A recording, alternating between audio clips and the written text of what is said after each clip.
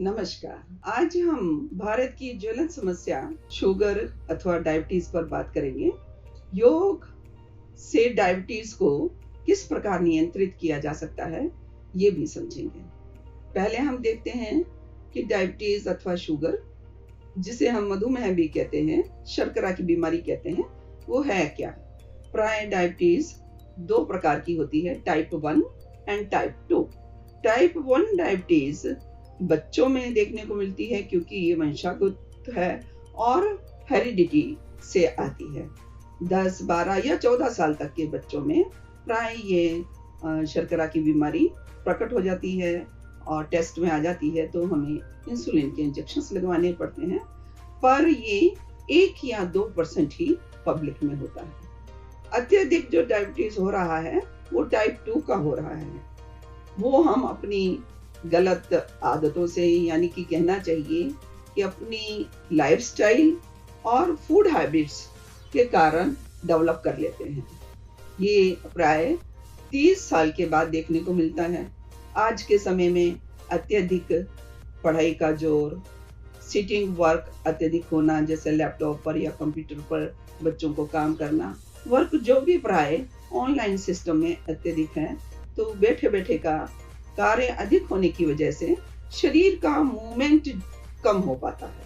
और शरीर का मूवमेंट जहाँ कम होता है तो धीरे धीरे ओबेसिटी या मोटापा और शरीर में फैट की मात्रा बढ़ने लगती है।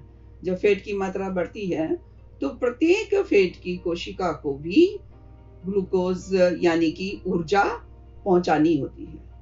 अब हमारे शरीर में पेनक्रियाज की साइज एक लिमिटेड है।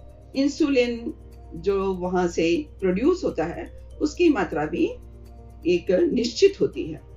शरीर के आकार बढ़ने पर जब ग्लूकोज की ऊर्जा वहां अत्यधिक खर्च हो रही होती है, तो ये जो प्रोड्यूस इंसुलिन हो रहा है वो हमें शरीर के आकार के अनुसार सफिशिएंट नहीं होता और जो ग्लूकोज एब्जॉर्ब होना चाहिए सभी अंगों में पूरी तरह से नहीं हो पाता और रुधिर में, यानी कि हमारे खून में शुगर की मात्रा बढ़ जाती है।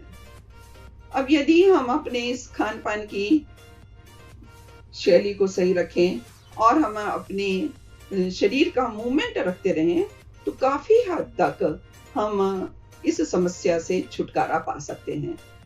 जब हम सिटिंग में वर्क करें, काम करें, तो ध्यान रखें बीच बीच में उठ करके हम अपने 1-2 बार पैरों को ऊपर नीचे हिला लें, हाथों को चारों ओर घुमा लें और फिर बैठ जाएं।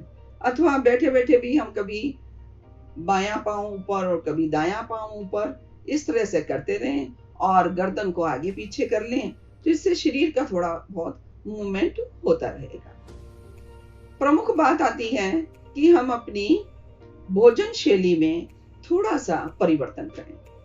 हमारी संस्कृति में कहा भी गया है कि 6 रस का आनंद हमें लेना चाहिए और उन 6 रस में जो 4 रस हैं, मीठा, खट्टा, चरपरा और नमकीन, ये तो हम बहुतायत मात्रा में लेते हैं, किंतु कसेला और कड़वा ये हमारे भोजन से कहीं गायब हो जाता है या बहुत कम मात्रा इसकी ले पाते हैं, जिसमें प्राय घी या दाना मेथी, मेथी के पत्ते, पत्तेदार सब्जियां, प्याज, लहसुन, आंवला, एलोवेरा, करेला इत्यादि को हमें भोजन में अत्यधिक लेना चाहिए।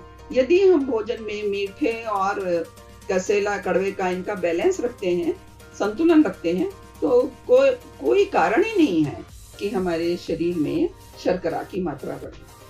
तो इस प्रकार यदि हमारी शर्करा बढ़ गई है तो हमें तुरंत भोजन में अपने कड़वे और कसेले भोज्य पदार्थों की मात्रा बढ़ा देनी चाहिए। प्रातः सुबह उठ करके हम शहद के पानी के स्थान पर एलोवेरा अथवा आंवले का जूस लें, शरीर की स्ट्रेचिंग करें और उसके बाद में हम दाना मेथी भिगा हुआ है तो उसका 1 चम्मच खा करके और ऊपर से जल ले लें।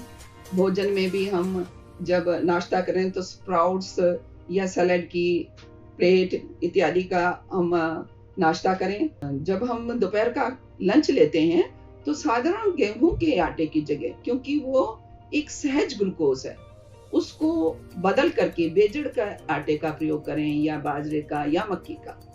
बेजड़ का आटा यदि काम में लेते हैं तो उसमें 5 किलो आटे में 250 ग्राम यदि कलौंजी पीस करके डलवा दें तो ये एक रामबाण दवा का काम करेगी इस समस्या के लिए। साथ ही हम पत्तेदार जैसे पालक, बथुआ, मेथी, इनको काट कर या घी या कद्दूकस करके, मूली कद्दूकस करके उसको भी हम आटे में मैश करके उसकी रोटियां बना के खाएं तो बहुत बेनिफिशियल होगा हमारे लिए, और साथ ही न्यूट्रिशियस भी हमें भरपूर देगा।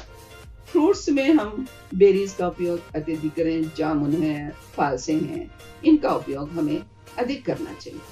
और साथ ही ध्यान रखें कि सुबह और शाम को ब्रिस्क वॉकिंग करें, 45 मिनट सुबह और आधा घंटा यानी कि हाफ एन आवर शाम को। यदि हम इस तरह से अपनी लाइफस्टाइल चलाएंगे और फूड हैबिट्स सही रखेंगे तो कोई कारण नहीं बनता कि हमें ये शर्करा जो बढ़ गई है उसको हम नियंत्रित ना कर पाए। तो आइए हम स्वस्थ और सुंदर जीवन जिए, षड्रस का आनंद लें। नमस्कार।